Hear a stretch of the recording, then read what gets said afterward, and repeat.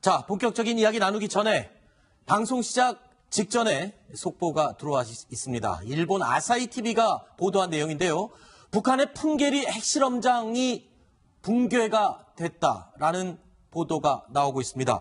먼저 심정숙 차장이 정리해 주시죠. 어떤 내용입니까? 아직 우리 당국에서 확인은 되지 않았습니다만 이 일본의 TV 아사히에서 전한 내용인데요. 지난달 3일에 북한에서 6차 핵실험을 한 이후에 풍계리 핵실험장이 그로부터 일주일 후인 9월 10일 날 붕괴되는 사고가 있었다. 그래서 그 지하 갱도에서 갱도를 파는 작업을 하고 있던 인부 100명이 숨졌고 그 100명을 구조하기 위해 들어갔던 한 100여 명 정도도 추가로 숨져서 한 인명피해가 200여 명 정도가 발생을 했다. 아하. 이런 보도가 나왔습니다. 왜냐하면 당시 아시겠지만 6차 핵실험 규모가 굉장히 있지 않습니까? 인공지진이었는데 그랬죠. 거의 규모가 6이어서 나중에 이제 추측하기로는 일본에 떨어졌던 히로시마 원자폭탄의 거의 3,800배에 가까운 엄청난 핵폭발 실험을 했던 게 바로 6차 핵실험이었는데 그것 때문에 지반이 약해져서 지하 갱도에서 작업하고 있던 인부들이 그렇게 많은 인명피해가 났다라는 보도인데요. 어쨌든 우리 당국의 확인이 지금은 필요한 시점입니다. 네, 우리 당국도 그리고 우리 취재진도 정확한 내용을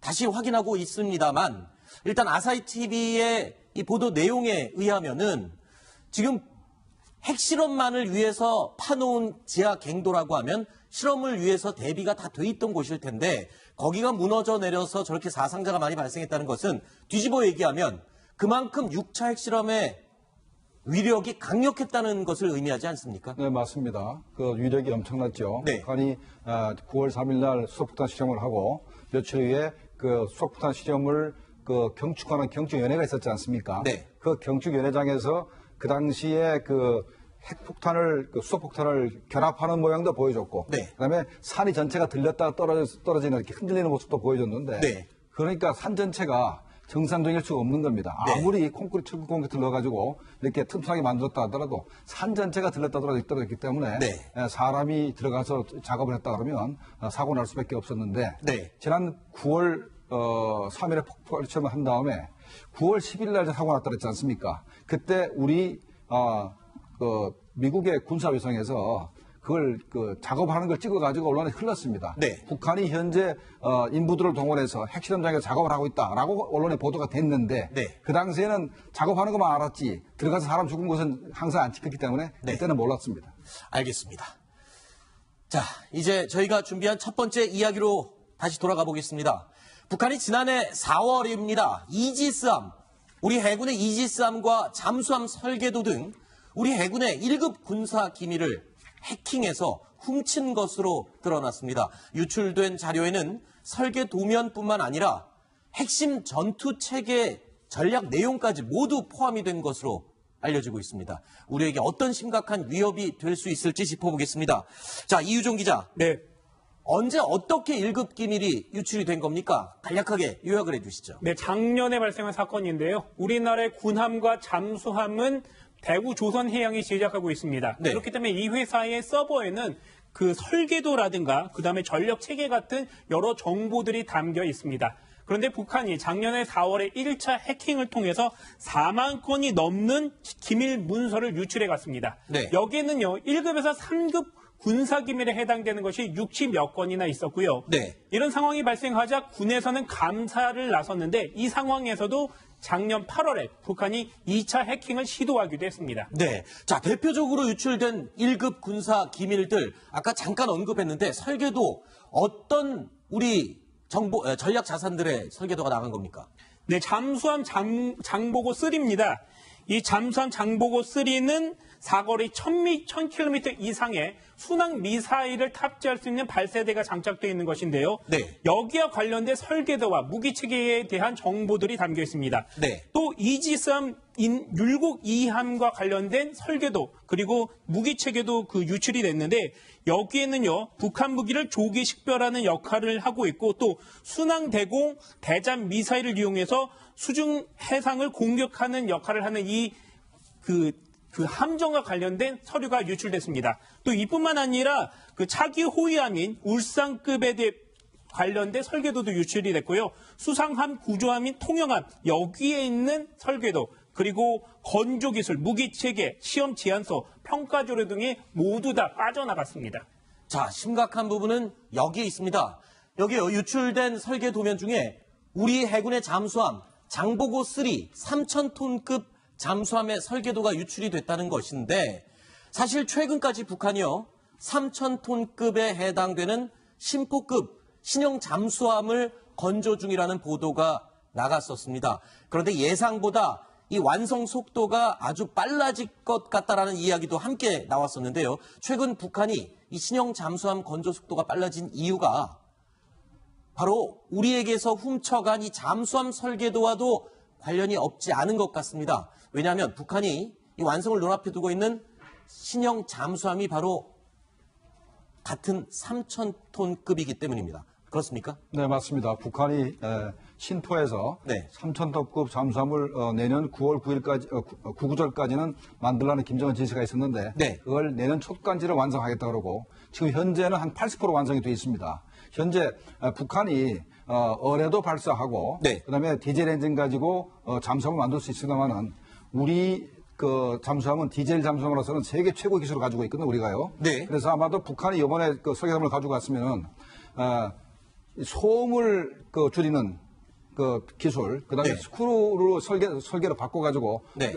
하는 그런 부분도 있고, 그다음에 공기 불여 장치를 해가지고 우리 3,000톤급 잠수함은 3주 동안에 부상하지 않고 작전할 수가 있습니다. 네. 북한이 그런 기술까지 다 가져갔을 가능성이 있고, 그다음에 가장 큰 문제는 SLBM을 쏘는데 네. 북한이 지금 이제 신복급에는 한 발밖에 못 쏘지 않습니까? 네네. 현재 보도에는 3발까지를 북한이 쏠 것이다라고 보도하고 있지만 네. 우리 잠수함은 6발을 쏘게 돼 있습니다. 아, 그러면은 우리 잠수함이 가지고 있는 더 많은 SLBM을 발사할 수 있는 장치까지도 업그레이드 시킬 수 그렇죠. 있겠군요. 그렇게 되면 북한이 SLBM을 쏠 수 있는 그 발사관을 6개까지 장착해가지고 네. 내년 초에 탁월할 가능성이 있습니다. 이 신형 잠수함의 설계도 그리고 이지스함의 설계도 이런 것들을 자기들이 필요한 무기를 만드는데 이용할 수도 있겠지만 또 다른 용도로도 사용할 가능성이 있다고요? 자, 이지스는 방어책입니다. 네. 북한은 공격만 할 줄 알지 방어를 잘 못하거든요. 네. 방어 무기가 사실 거의 없습니다. 네. 뭐 패트리어트 같은 것도 없고 사드가 있을 수가 없죠. 네. 그러니까 이지스 방어 체계를 가지고 가봤자 당장은 자기들은 큰 도움이 안 됩니다. 네. 다만 우리의 방어 체계를 뚫고 들어오는 전투 체계를 뚫고 들어와서 자기들이 우리를 공격할 수 있거나 네. 하는 부분은 도움이 되고 아까 또 잠수함에서 얘기가 나왔습니다만 잠수함의 소나의 능력을 봐서 네. 북한 잠수함이 우리의 구축함이라는 것을 격침시키거나 하는 그런 부분에도 또 상당한 도움이 될 것 같고 그다음에 이제 그 이지스 시스템을 네. 아마도 중국이나 네. 러시아에 제공을 하면서 네. 러시아로부터 상당한 군사 기술이나 아하. 군사 장비를 공급받을 수 있는 네. 그런 수단으로 활용할 가능성이 있습니다. 네. 그러니까 예를 들면은 아니 그런데 궁금한 게요. 중국이나 러시아 같으면은 우리보다 더 그런 무기 체계가 발달했을 것 같은데 굳이 우리의 이지스 시스템을 중국이나 러시아가 탐낼 그럴 이유가 있습니까? 자 S-400이라고 최신형 러시아의 네. 대공 미사일입니다. 네. 그게 100개 표적을 동시에 추적하고 6개 미사일을 동시에 쏠 수가 있습니다. 네. 그런데 우리 이지스 시스템은 1000개 목표를 추적을 하고 20개를 동시에 쏠 수가 있어요. 그렇다면은 수준 차이가 엄청나게 나는데 이거를 갖다가 러시아에 팔게 되게 되면은 러시아에서 엄청난 그런 군사적인 그런 도움을 줄 수가 있는 겁니다. 네.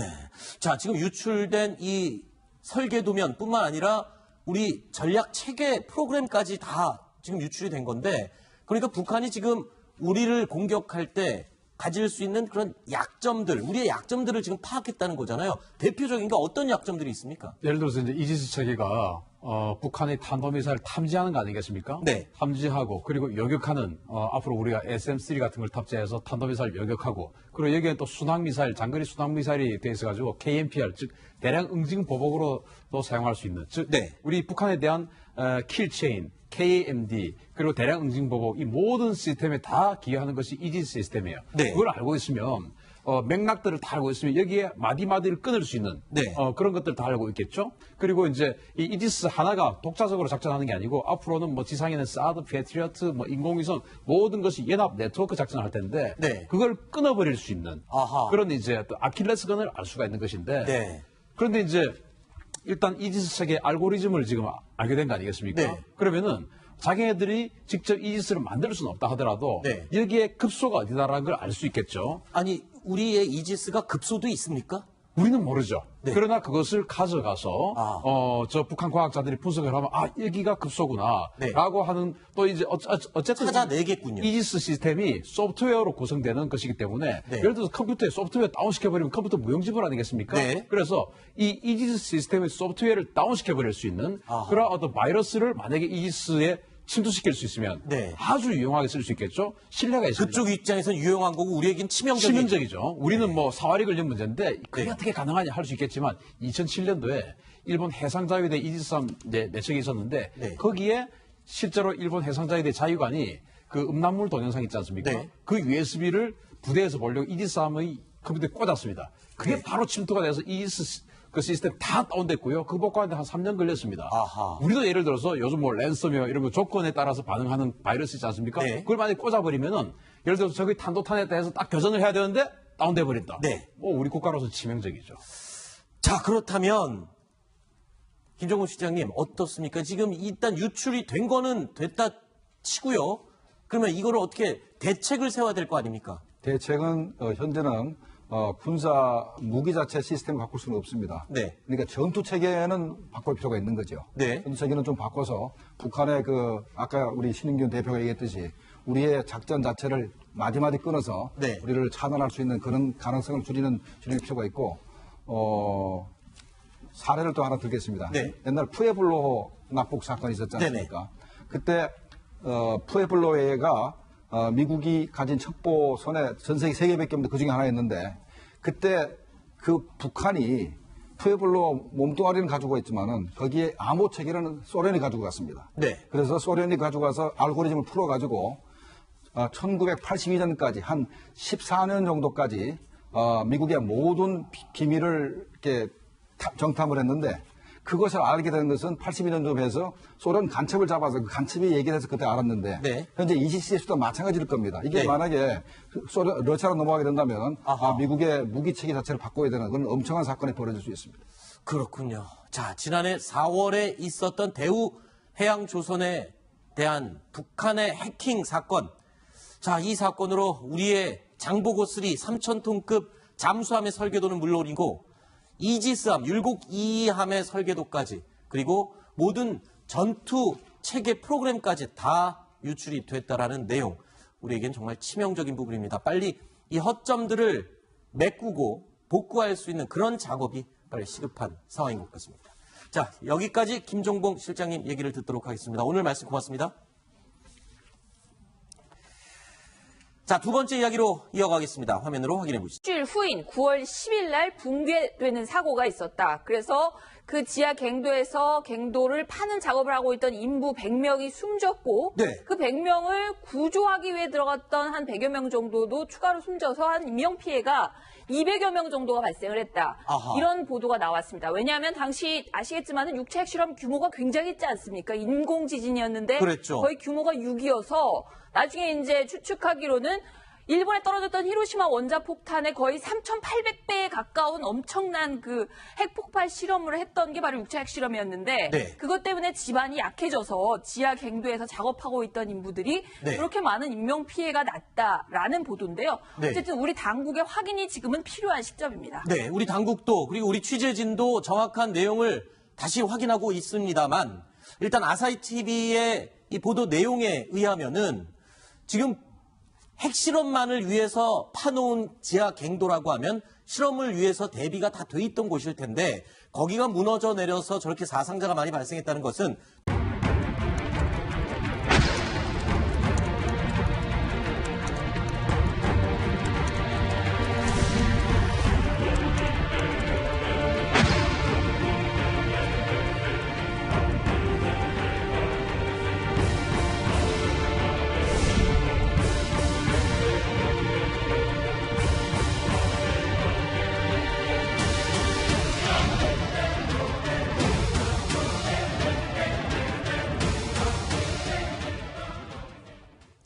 자, 본격적인 이야기 나누기 전에 방송 시작 직전에 속보가 들어와 있습니다. 일본 아사히 TV가 보도한 내용인데요.